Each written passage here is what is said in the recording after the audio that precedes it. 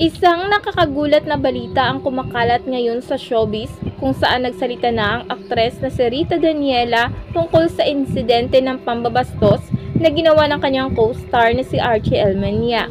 Sa Thanksgiving party ng kanilang programa naganap ang insidente na ayon kay Rita ilang beses na siyang nakaranas ng kawalang galang mula kay Archie. Anya, I pushed Archie with all my might while shouting at him to stop. I struggled several times but he did not stop on brushing his lips on mine against my will. Ayon kay Rita, noong una ay pinagsawalang bahala na lamang niya ang mga kilos ni Archie dahil naisip niya na posibleng epekto lamang ito ng labis na alak. Hindi lingid sa kaalaman ng marami na sa mga ganitong salo-salo natural na may kasamang inuman.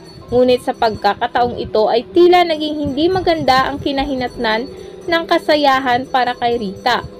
Sa kabila ng hindi magagandang kilos ni Archie noong gabi ng party, pumayag pa rin si Rita na magpahatid sa aktor. Pinagbigyan niya si Archie sa kabila ng mga pangyayari dahil inakala niyang wala na itong tama at ayos na ang kanyang pag-iisip.